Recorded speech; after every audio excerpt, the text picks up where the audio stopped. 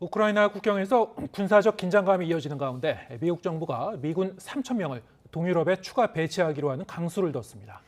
북대서양 조약기구 나토는 환영의 뜻을 나타냈지만 러시아는 외교적 해법에서 더 멀어지는 조치라며 반발했습니다.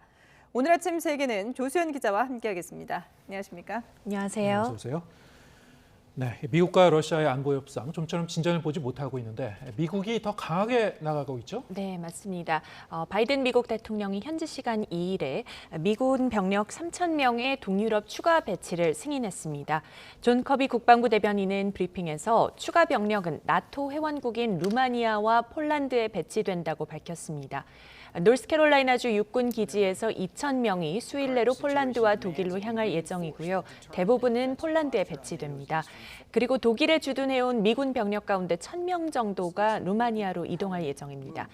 커비 대변인은 다만 이번 추가 배치가 영구적이 아닌 일시적 조치라며 러시아를 크게 자극하는 전술작전을 구사하지는 않을 것이라고 설명했습니다.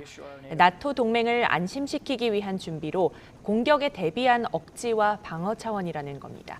커비 대변인은 미군이 우크라이나 영토 내에서 싸우지 않을 것이라는 기존 입장도 재확인했습니다. 따라서 추가 병력은 미군의 지휘를 받으면서 유사시 나토가 신속대응군을 가동할 때 합류한다는 계획입니다. 네, 이런 미국의 파병 결정에 대해서 다른 나라들의 반응은 어떤가요? 네, 우선 나토는 즉각 환영의 뜻을 나타냈습니다. 옌스 스톨텐베르그 나토 사무총장은 성명을 통해서 이번 결정은 미국의 다짐을 보여주는 강력한 신호라고 평가했습니다. 그러면서 우리의 군사력 전개는 방어적이고 비례적이며 나토가 모든 동맹국을 보호하고 방위하기 위해 필요한 어떠한 조치라도 하겠다는 분명한 메시지를 보낸 것이라고 말했습니다. 반면에 러시아는 예상한 대로 강하게 반발했습니다. 알렉산드르 그루슈코 러시아 외무부 차관은 근거 없이 이루어진 파괴적인 조치라며 군사적 긴장을 더하고 정치적 결정의 여지를 좁힐 뿐이라고 비판했습니다. 러시아는 옛 소련 연방 소속이었던 우크라이나의 나토 가입을 막을 것을 요구했지만 미국을 비롯한 서방은 이를 거부한 상태인데요. 러시아는 침공 의사가 없다면서도 우크라이나 접경에서 병력을 철수하라는 서방의 요구에는 아직까지 응하지 않고 있는 상황입니다. 네, 러시아의 침공 준비설 자체가 불안감을 좀 자극한다 이런 시각도 있던데요. 네. 그래서인지 미국 백악관이 이 관련 표현을 좀 자제하겠다는 뜻을 밝혔죠? 네, 말씀하신 시각은 사실 우크라이나에서 많이 나오고 있는 부분인데요. 백악관은 러시아의 우크라이나 침공 가능성에 대해 임박했다는 표현을 공개적으로 쓰지 않겠다고 밝혔습니다. 젠사키 백악관 대변인은 브리핑에서 이 같은 입장을 나타내는데요.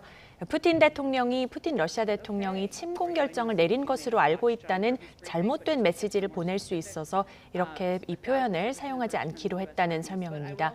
사키 대변인의 이런 발언은 우크라이나의 반발도 감안한 것으로 보입니다.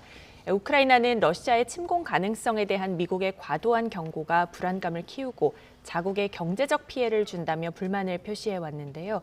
토마스 그린필드 주 유엔 미국 대사도 하루 전 라디오 인터뷰에서 러시아와의 외교적 해법 마련에 집중하고 있다면서 침공이 임박했다고 주장하지는 않겠다. 앞으로 이런 말을 자제하겠다. 이렇게 말을 했습니다. 예.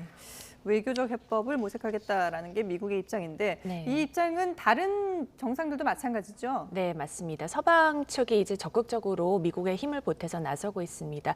보리스 존슨 영국 총리도 지난 밤 사이에 푸틴 러시아 대통령과 직접 전화 통화를 했는데요. 영국 총리실은 존슨 총리가 현재 상황에 깊은 우려를 표하고 우크라이나 침략에 대한 경고를 분명히 했다고 밝혔습니다. 러시아 크렘린궁 공보실도 푸틴 대통령이 안전보장 요구에 관한 기존 입장을 거듭 표명했다고 밝혔는데요. 양측 입장을 정리해보면 결국에는 근데 같은 입장만 재확인한 채 종료된 것으로 확인이 돼서 지금 아쉬움을 좀 남겼습니다. 네. 이런 가운데 러시아와 우크라이나 간의 중재자 역할을 자처한 에르도안 터키 대통령이 오늘 우크라이나를 방문할 예정이어서 이 방문 일정에도 관심이 쏠립니다. 양국 수교 30주년 기념차 이루어지는 방문이지만 젤렌스키 대통령과 우크라이나 사태의 평화적인 해결 방안도 집중적으로 논의할 전망입니다. 네, 끝으로 북한 관련 소식도 정리해 보죠. 네. 북한은 이제 계속되는 탄도미사일 발사와 관련해서 서방 각국의 이제 공동 성명도 나오고 있고요. 유엔 안보리 움직임도 있던데 정리해 볼까요? 네, 맞습니다. 영국과 프랑스, 독일 이 세 나라 외교장관이 북한에 관해서 공동 성명을 발표했는데요. 지역과 국제 평화와 안보를 훼손하는 북한의 도발 행위를 규탄한다면서 유엔 안보리에서 여러 차례 만장일치로 채택된 결의를 명백히 위반한 것이라고 비판했습니다.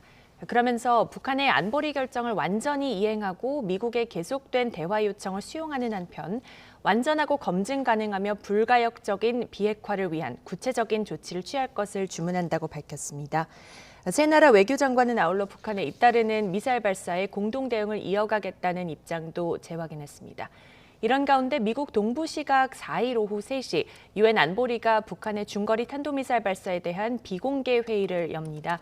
이번에도 미국의 요청에 따라 열리는데 안보리가 이번에는 어떤 메시지를 내놓을지 주목됩니다. 예, 알겠습니다. 네, 오늘 아침 세계는 국제부 조수연 기자와 함께했습니다. 잘 들었습니다.